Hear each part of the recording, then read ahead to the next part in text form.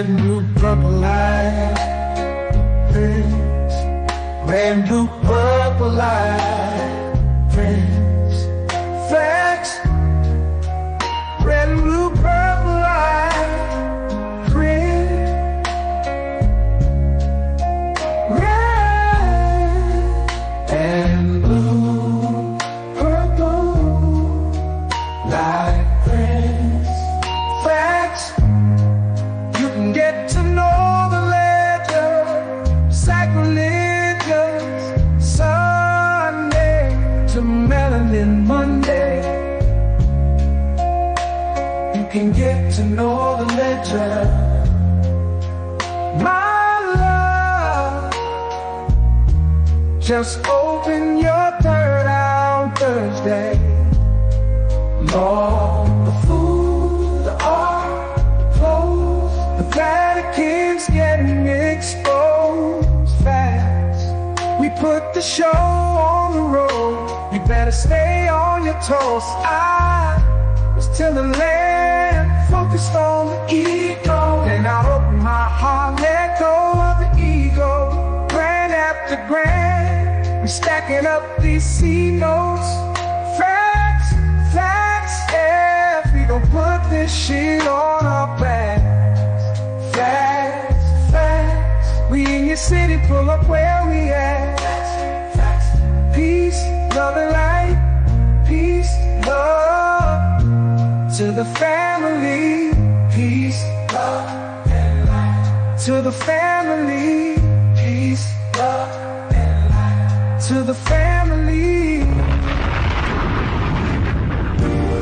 These days and time, black man, is going to be the time that you have been waiting for. You came here for a reason. Whatever pressure, whatever adversity, whatever the fuck you feel, I don't know what you feel, but whatever you may be feeling is going to push you and it's going to provoke you and it's either going to make you or break you, similar to how pressure busts pipes or the shit makes diamonds. Peace to the family, peace to you and yours. Peace to the family, peace to you and yours. Peace to the family, peace to you and yours. Welcome, welcome, welcome, welcome, welcome, welcome, welcome. Sacrilegious Sundays, you are now rocking with the best. Yes, this is your host for the afternoon, evening show, Brother Red Pillar, live and direct. Y'all let me know how we sounding on the audio. We up in this biatch. You know what I'm talking about? Hibachi. We gonna be cooking at the stove, throwing shrimps in your hat and doing all of that fly shit. Yeah, let's get right to it. We don't have a lot of time, so this gonna be one of them ones. You smell me?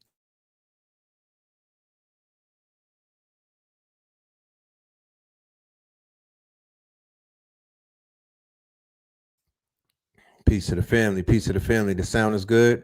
No problem. Let's get right into it. As you know, we have a show coming up at 7 p.m.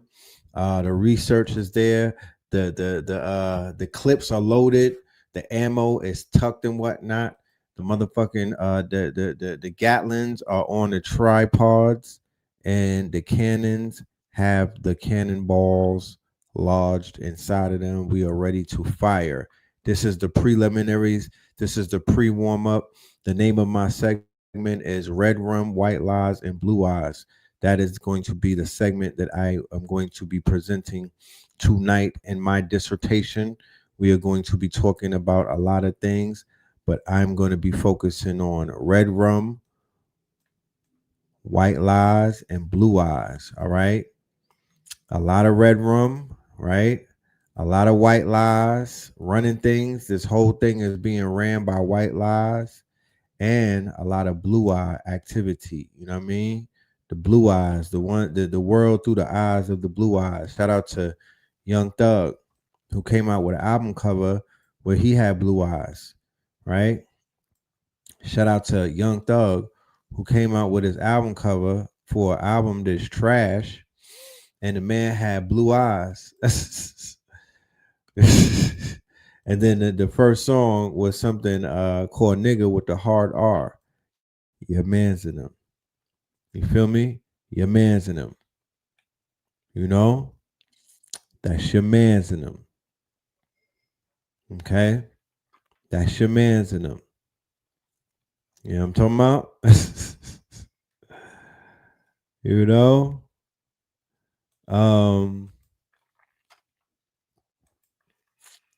Let's see if we could check some of that out. Let me see something real quick. Okay, yeah, it's not up. We're going to go to some videotape. We got a lot of videotape. Let me sanitize the room real quick and let me focus on something that is more essential than anything. Because as you know, this lecture is a two-pronged lecture. As you can see, it's called Magifest Destiny 2.0, but it's also called American Gods. All right. Keep in mind that this is also called American Gods, ladies and gentlemen. So what I want to focus on is that part, the American God part. We'll talk about the Magifest Destiny part all night. We'll get to the Magifest Destiny part all night. And it is definitely intertwined with one another, the Magifest Destiny and the American Gods aspect, because as you can see, we saw a manufactured God right before our very own eyes. In some biblical places, they would call that Antichrist. But we did see the manufacturing of an American idol, and they turned a quote-unquote controversial figure, somebody who was known to not be a man, well, the man's name stands for Free Man Church and whatnot. But we're not focusing on that man alone, because that is not on. There's not only one God in the universe. There's not only one God in the universe. We're not monolithic like that. So there's many gods and there's goddesses on this on these planes of existence. So we're gonna focus on the American goddess, right? Who's gonna sanitize the timeline so we can begin to quote unquote cook and do what it is that we got to do. All right. So without any further ado, let us bring to the stage the American goddess, Mama Assata Shakur. Were out to take our heads. You know, I mean, it was like very clear they were out to wipe us out. And it was real. It wasn't any fantasy, wasn't any joke. They were out to take our heads. And, you know, we just decided that we were going to live. You know, we were going to live, we're going to struggle. And we're not going to kill our own hopes. We're not going to kill our own life. We're not going to kill our right to live. And so we just decided to be human beings, to be people. In spite of all the people that were trying to squash us down and all the forces that were trying to dehumanize us, we decided to be human. That's right. That's right.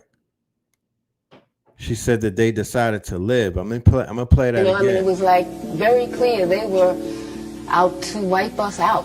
And it was real. It wasn't any fantasy, wasn't any joke. They were out to take our heads.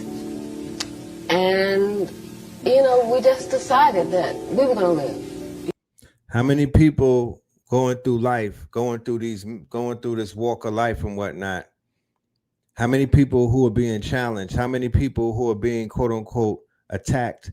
How many people who are being stalked, gang stalked? How many people that are going through that fire have decided, instead of laying down or instead of surrendering, that they're just going to live, and made that choice by any means and whatnot? You know, she is a testament of resilience, and she is a testament of not just freedom, but the means to live, your inalienable rights to exist. You know, we're going to live, we're going to struggle, and we're not going to kill our own hopes. We're not going to kill our own life. We're not going to kill our right to live. And so we just decided to be human beings, to be people.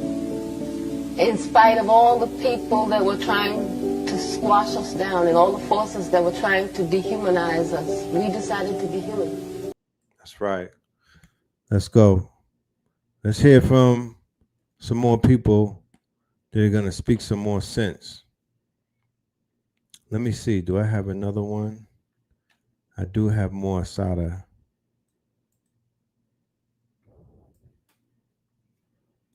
Let me see. I think that we have got to educate ourselves and prepare ourselves to fight a repressive system system, an oppressive system, and a system that smashes the human being to the point where people don't even remember how to take a walk, how to say good morning, how to smile at each other. We have to take this planet back from the beasts that are controlling it right now.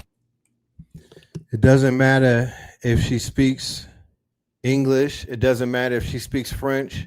It doesn't matter if the language is Crotonian. It doesn't matter if she speaks in a dialect. It doesn't matter if it's patois. It doesn't matter if it's Creole. The message is the same from the different mamas from different places on the planet, right? The message is the same coming out of the mouths of fathers and mothers, brothers and sisters, you know, aunts and uncles. It doesn't matter the dialect, whether it's someone in the favela saying that, whether it's somebody, a maroon in Jamaica saying that, whether it's a freedom fighter in Burkina Faso saying that, the message is the same.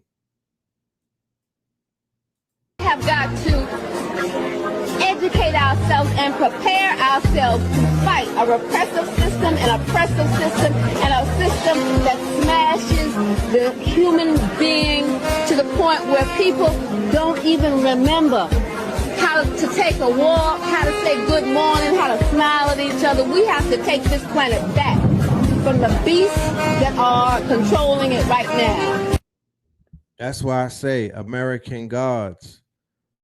American gods. This is an American goddess. Her word will become canon. You understand? Her word will become canon. As it is, as I'm speaking, I don't have to do anything. The great divine speaks through signs. How do we know? Once again, putting together a lecture called American Gods. How do we know? We literally witnessed two of our own become gods and goddesses, Baba Heru and Mama Asada, right? Right before our very own eyes. They got elevated to that status. They are immortalized, okay? They become ancestors, right? Her words has legs of their own. Her words have wings of their own. Her words are going to, quote unquote, carry her, right? Her words are going to carry her into the hearts and into the minds of the youth, of elders, of people of different backgrounds and nationalities who may have forgotten the image or the aesthetics of a black woman being the face of freedom fighter, being the face of standing up to this whole entire system, being the face of the number one, quote unquote, suspect for being a freedom fighter. Not to take anything away from anyone, but that is something that the world may have forgot about when they see the face of a black woman. That's not what they may have been thinking when they see the face of a black woman, even a woman with locks, you know, but they are reminded before the struggles that are taking place, even to this day, they are reminded that there were struggles that originated on this land between the inhabitants and the Aboriginal people and the indigenous on this land, who have been known historically to be in conflict with people who have meant very much a lot of harm, not only to the planet, but to the homeostasis of things.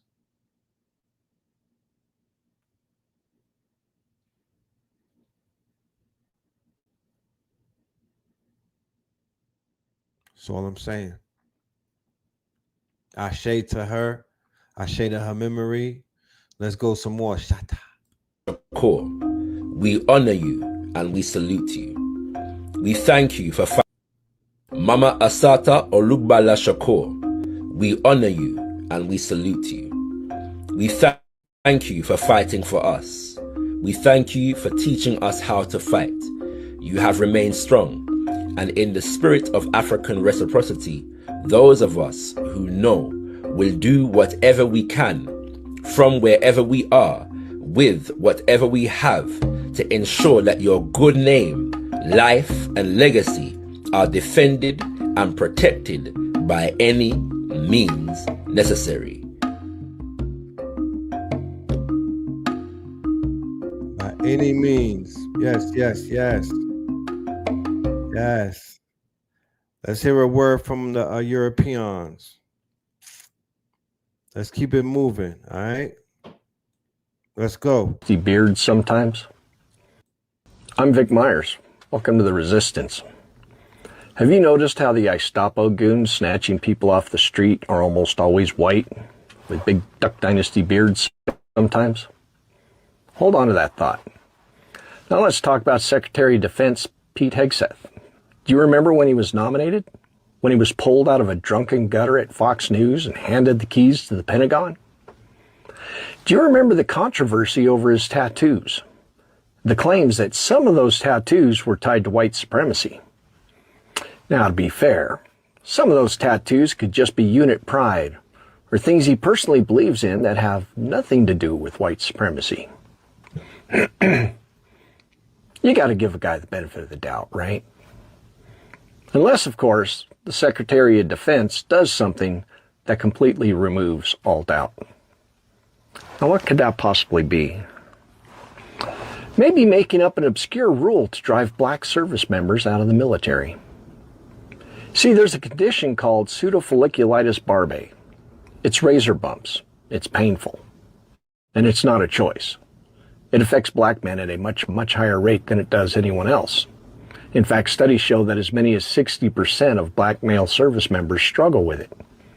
And when I was in the Army, a lot of the black guys in my unit had a medical profile saying that they didn't have to shave close, because when they did, it caused painful skin problems.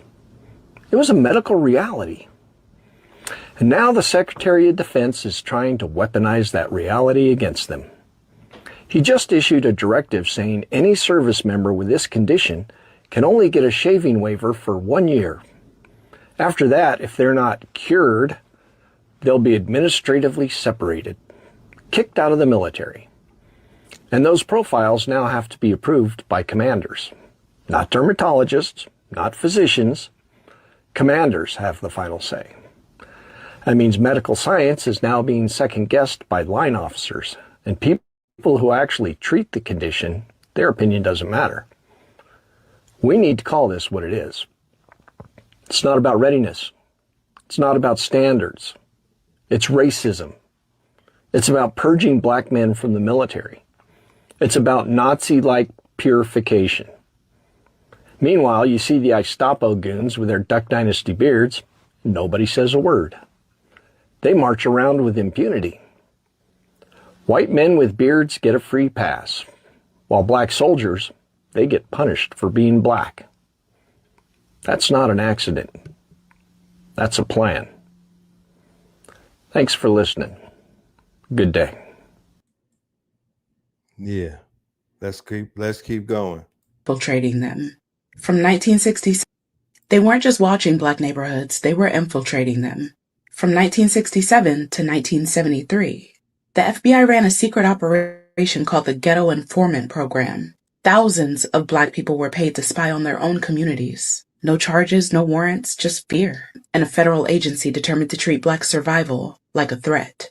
In the heat of the civil rights movement and the urban uprisings in the 60s, the federal government didn't just invest in justice. They invested in surveillance. J. Edgar Hoover's FBI launched the Ghetto Informant Program, all to collect intelligence on black activists, revolutionaries, and everyday residents. Over 7,000 informants were embedded in housing projects, barbershops, churches, and community centers. They weren't just watching suspected militants. They were instructed to report on any gathering, radical literature, or political unrest. The government literally made blackness synonymous with subversion. And the informants, they were often poor themselves, pressured into trading information for cash, protection, or reduced sentences. The Ghetto Informant Program was sold as a way to prevent riots, but its real mission was to undermine black power. They targeted the Panthers, Malcolm X's circle, SNCC, the Nation of Islam, even Dr. King's allies. One infamous tactic, having informants shadow funerals and report who attended.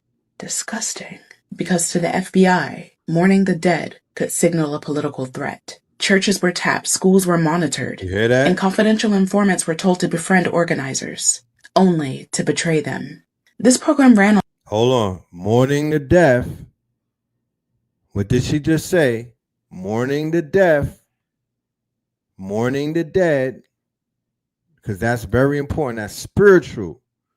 Right? Sympathy for the devil. Mourning the dead. Disgusting.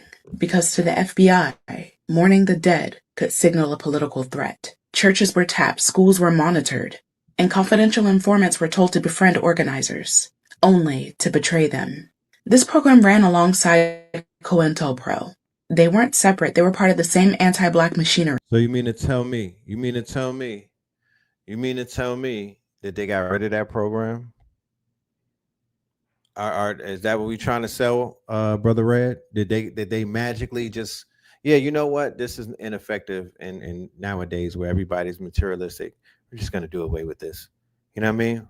We're just gonna stick to our guns. Yeah.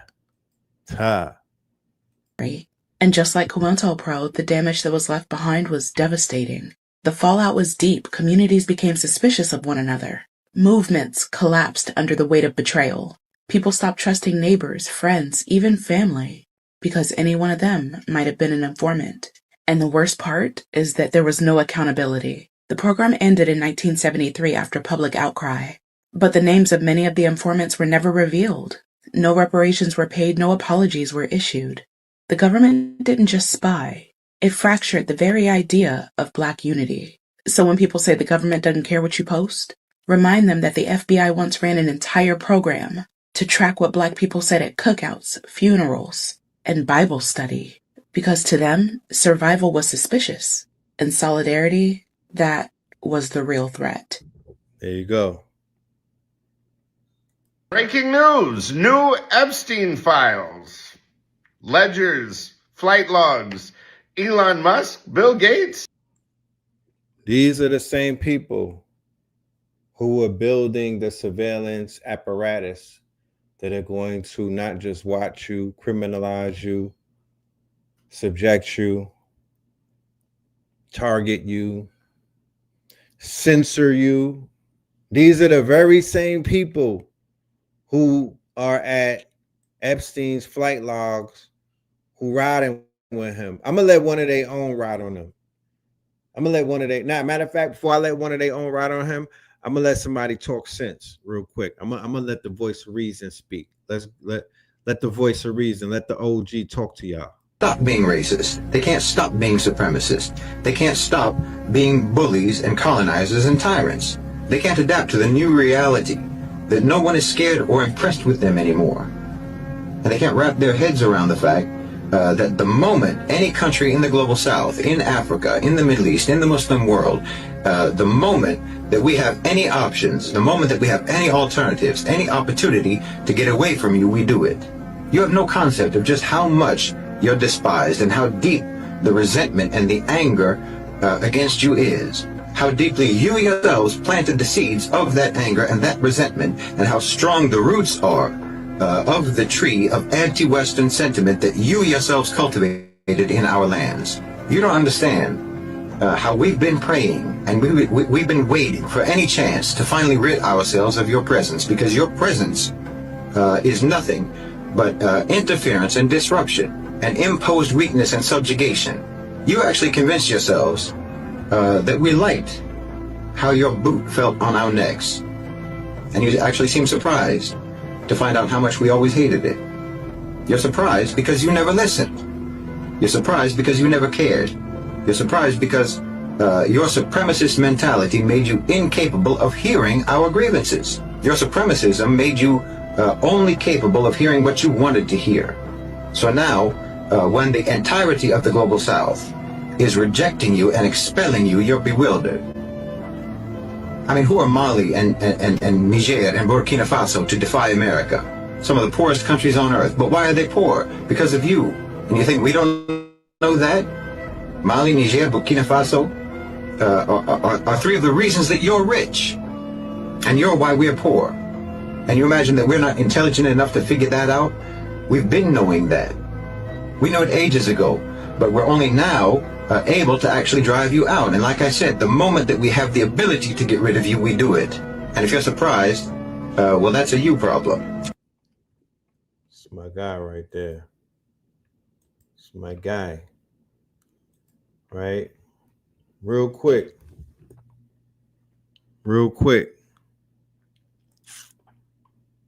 I want to remind everybody that at 7 o'clock tonight, all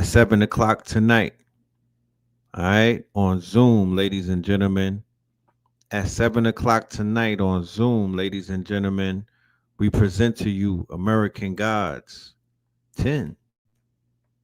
All right. We also have the 30% off of the ticket if you get it today. All right. Make sure you take full advantage and get your ticket. Promo code Magifest at checkout will get 30% off. All right. Mama Asada, like I said, who is an American God.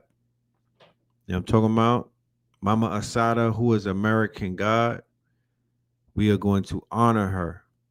We are going to honor her, right? We are going to honor her spirit that has sanitized my timeline from a lot of ignorance, a lot of cowardice, a lot of weak energy, a lot of confusion and whatnot. You feel me? The portals close at 7 o'clock. We only got 50 seats left in the chamber. This is your summons. This is your access point. You know what I mean? So 30% off, that's $53. Make sure you come through and get your ticket tonight. Okay? Make sure you come through. The debut of the God, Hit Sayu, the debut of the God. I want everybody to be there for that. All right? Check this out. Let's go. Live and direct from the mothership. This not gonna be on some other shit. It's Hitsuyoaku, the sovereign identity architect at your service. Orewa Kakugachi Gwandayo. Translation: I'm built different, and I'm tapping in this Sunday, September 28th, for the Magifest Destiny Meme Martyr Lecture. This one is going to be a movie that you don't want to miss. I'm opening up the spot. I'm setting off the ritual with the algorithmic asylum case file 002. We're really going to set you up to jailbreak your identity and tap into that altered destiny. Let's get it. Let's get it. Let's get it. All right, let's continue the show. Check out Nick. Let's see what Nick got to say. Come on, Nick. Let's go. Higher organizations seem to have been swept out by Jews. Erica was appointed CEO of Turning Point. She met him through Pusa. She's the handler. Trump twisted the knife in his back. Bibi did it so Trump cussed to Israel more. Two birds, one stone. Files. Israel. All hail. Well, you know what? The Erica Kirk angle, that's the most interesting thing I've heard in the past 2 weeks. I'm going to be honest with you. I don't fucking like it. I'll be the first person to say. And it's sick that we have to talk like this, but, you know, her reaction, it seemed forced. And who knows? I mean, I'm sure she's going through a lot. Like I said, this is her husband, the father of her children. But, you know, that the way that they rushed her out within like 3 days to go and give a speech, and what she said, she goes, the cries of this widow will be a battle cry. I didn't like that. I didn't like that one bit. I didn't like how they memed it, and they said she's like St. Olga. I didn't like that. I didn't like that she became CEO. I didn't like that she forgave the killer. I'd see political calculation. That's what I see there. And, you know, the reaction, the speech that she gave, both of the speeches to me, they just seemed fake. I'm be honest. The moves they're making, it just stinks. It fucking stinks to me. I'm going to keep it a buck with you. I'm going to be upfront. How they've handled it, it's weird. White and you guys don't understand. If you're subscribed to them, it's like, dude, fundraising. Yo, Alexa, play White Lies. White Lies. Higher, baby. Go away. Get higher, baby. Higher, baby. White Lies. Yo, they telling on each other.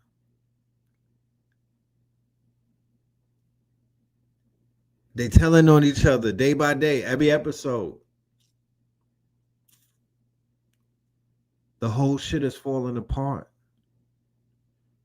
Even though it's an ill psyops, it's exposing. It's showing the hypocrisy. It's really showing and exposing that all of these people are working for them people. It's all the fucking stage. It's all a stage.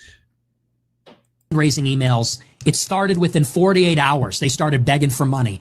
GoFundMe, fundraising emails. She gives a speech. You know, we're doing more things than ever. I'm the new CEO. This is a battle cry echoing around the world. Battle cry. Battle cry? How about cry? How about you just cry? Your husband got shot in the neck 48 hours ago. How about just cry? Gut level? Because listen, I get a gut feeling about these things, and that's what I saw. The rush to make her CEO, get that one by the goalie. This whole the cries of this widow will echo around the world like a battle cry. Oh, now you forgive the killer. So which is it? It's a battle cry or it's forgiveness. And even the way she walked out, she walks out with fireworks and she does this pose. She did this pose. It's like, okay, so this is WWE. This is Shawn Michaels versus Undertaker. I'm gonna keep it a buck with you. I see calculation. I see political opportunism. I see exploitation. That's what I see. That's who these people are. That's how they were before. That's how they are now. My producer's telling me that Rumble servers are having some issues. They're dropping frames. They don't like it. They don't like the message. Breaking news. New Epstein files. Ledgers, flight logs. Elon Musk, Bill Gates, Steve Bannon. New Epstein estate files released by the House Oversight Committee show that Elon Musk, Steve Bannon, and even Peter Thiel have all appeared on Jeffrey Epstein's schedules. Now, this is after his 2007 plea deal, which forced him to register as a sex offender. The documents list Musk as a tentative guest for December 14th and a trip to, get this, Epstein Island. We don't know if he went, but he's on the schedule. Thiel was scheduled for a 2017 lunch, Bannon for a February 2019 breakfast. We know that Steve Bannon actually did a whole documentary with Epstein. Wonder where those tapes are, just months before Epstein's final arrest. Now, Democrats say the revelations underscore Epstein's continued access to some of the world's most powerful men. Republicans are saying that this is Democrats cherry-picking names while holding back other files, blah, blah, blah, blah, blah. They're promising full release once the redactions are complete. Files also include Epstein flight logs, cash ledgers, and notes referencing Bill Gates and Prince Andrew. With more than 8,500 documents now in Congress's hands, the Epstein investigation is far from over, and the circle of names continues to widen. Story developing. So Steve Bannon, Elon Musk, right? The same person that tweeted, oh, Trump is on the Epstein. Like, all of these people are gaslighting the public because literally this was the case that exposed the fact that regardless of bipartisan, regardless of anything, this case was the shit that exposed that damn near all of them is doing the same thing, that they're all part of one nefarious, quote unquote, they call it deep state, I call it rat line, right? That's what that exposed. So you can't trust none of this shit going down. Like, you can't trust all of these laws that they putting out. They're acting like judge and jury, but all of them are dodging the exposure of flight logs, of redacted evidence. You know, some people know where the bodies are buried. And in the meantime, between time, what do? They do the cleanup job. They knock people off and they hire their assassins to begin to knock people and Michael Clayton them.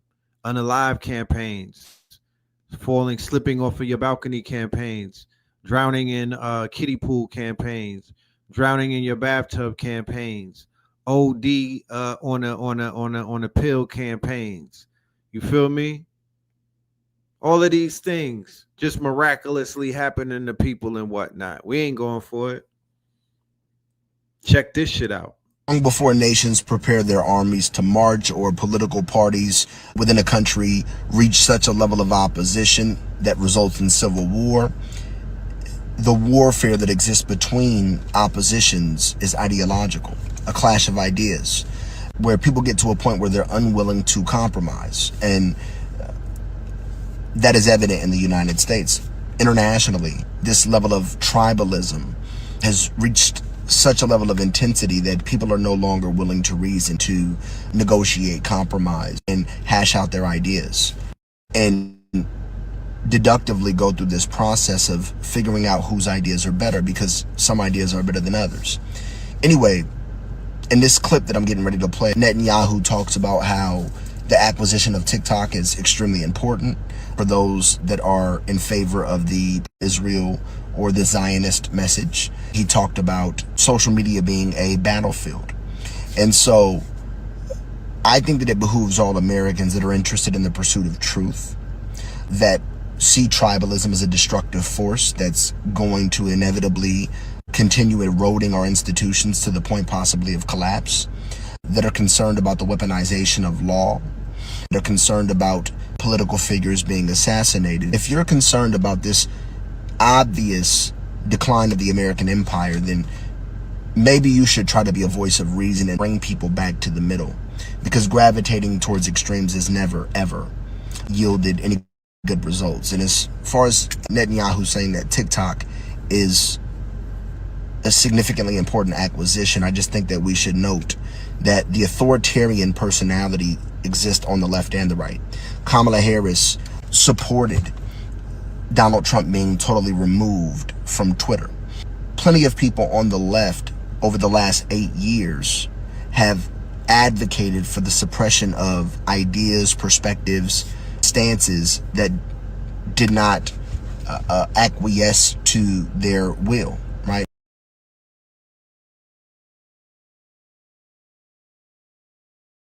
We've said it before, and we're going to keep saying it, that this is a war about ideas and concepts. Ideas and concepts, right? This is about narrative. So when you are locked in, strapped in,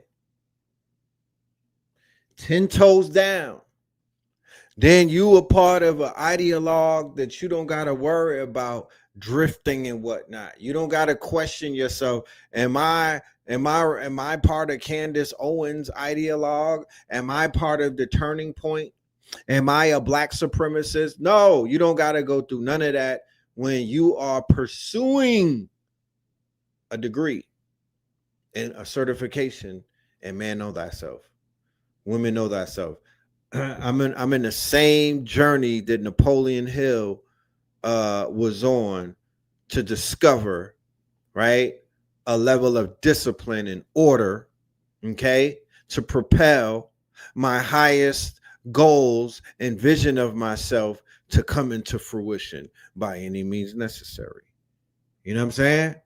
Some people take what? They take the route of learning about Islam, learning about their ancient Kemetic history by way of Baba Samaj, the Ankh Man, by way of Dr. Ben, by way of the scholars, right?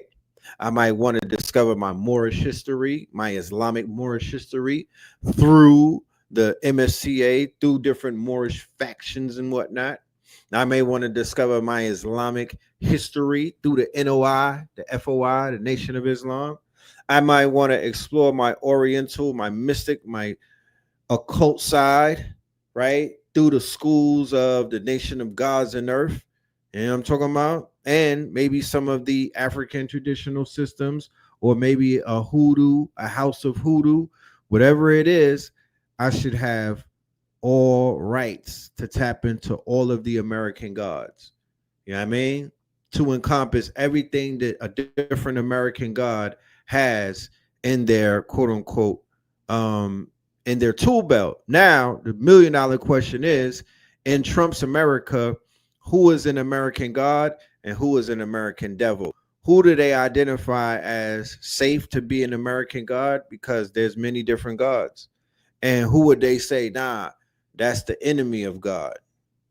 Similar to how Netanyahu and the Zionists, they have a clear enemy, and they get out there and they say who that enemy is. They openly are at war with that enemy.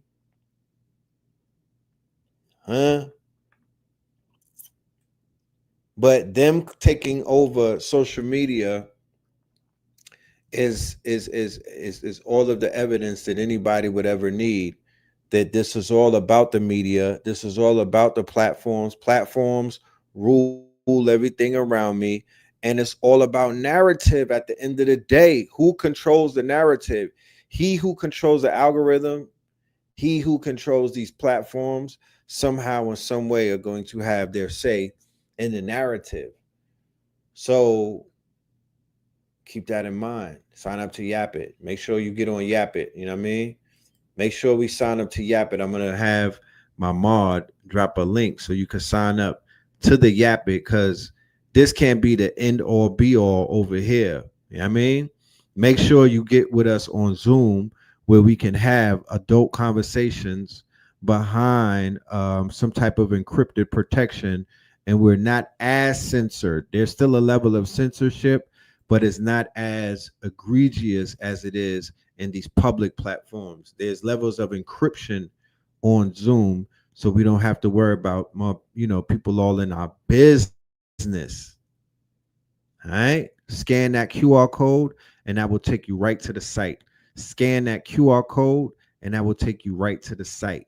Let us continue though with these videos in this document. This is video essays. This is evidence, and this is our investigative trial, or our investigative report. We lay certain things out about red rum, white lies, and blue eyes.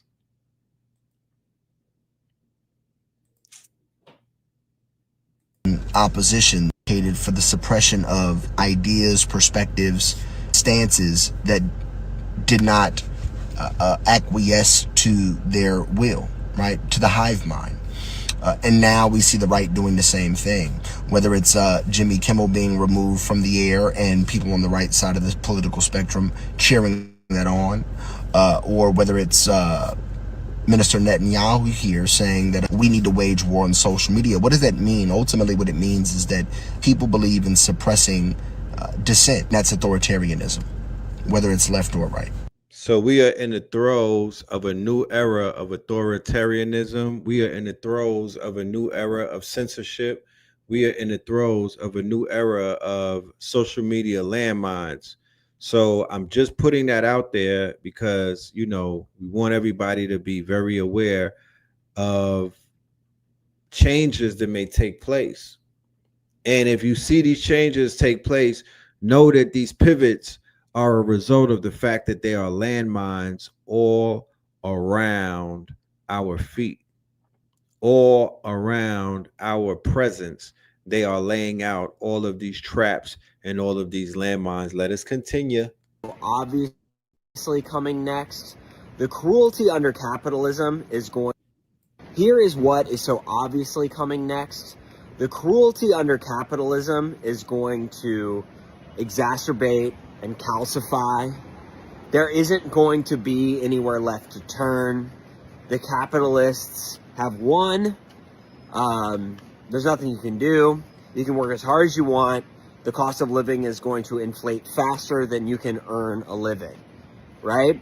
So people that call attention to this, content creators, people that show you graphs and charts, are going to be silenced, right? Because we're living under fascism now. And fascism dictates that the truth has to be different. There can't be an objective reality. You just have to basically pretend that what's happening is not happening. You go to the grocery store, ground beef is $19, lettuce is $7. and your daughter won't come out of her room.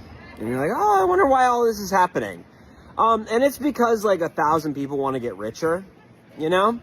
And there are very convincing arguments you can make to be like, oh, I'm, you know, not going to be able to live anymore.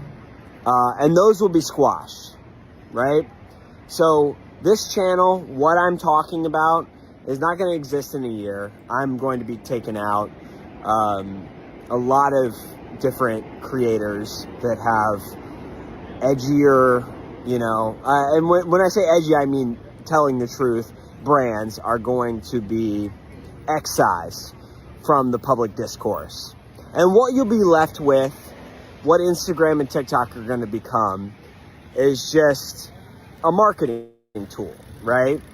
People that are willing to sell you Sephora products or Lululemon. That's going to be what remains. But people who speak about what's coming, that's all going away. So yeah, enjoy it. Yes, indeed. Yes, indeed. So I would love to hang out with you guys, but I do have a lecture in 30 minutes, so I have to prepare myself. I do invite you once again to be a part of it, to pull up with us, me, Blue Pill, and Hit Sayu. All right, we have a promo code running until the end of the lecture. You know what I mean? Until the tickets stop selling. So take full advantage of that. It's 30% off at checkout when you put Magifest in the checkout. All right. The link is in the description. The link is in the bio. You dig? I want to say thank you to everybody in the building for all of your support leading up to this. Yeah, but we have arrived. We are here, and I am excited. We have a lot to talk about and unload. Join us September 28th for Magifest Destiny 2.0 American Gods. As Brother Blue Pill and Red Pill bring you the latest and the greatest information pertaining to, but not limited, Charlie Kirk's assassination, the conspiracy to cover it up, and the continuing infractions at the hands of the MAGA elite. Make sure that you tune in and zoom in. This is going to be too hot for TV.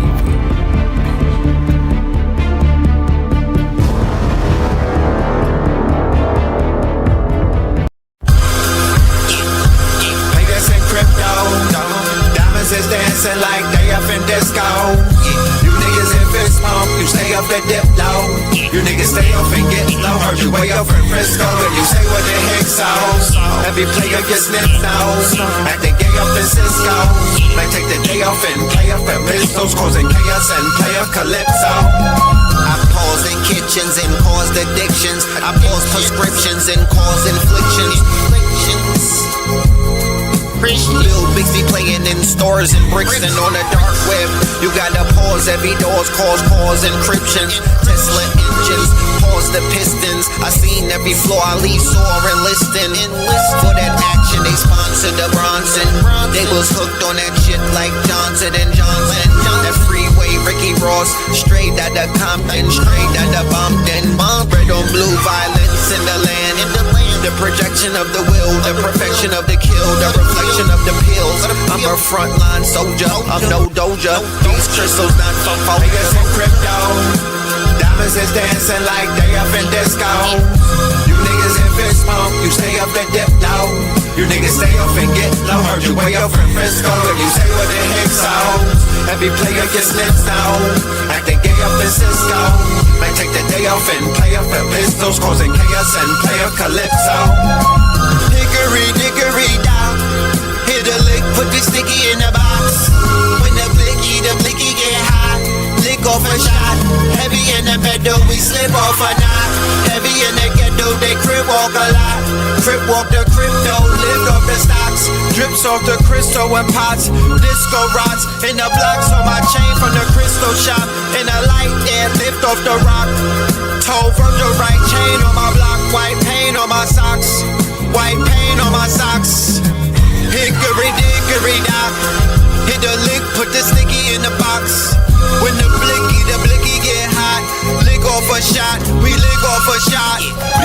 Payers in crypto, diamonds niggas dancing like they up in discos.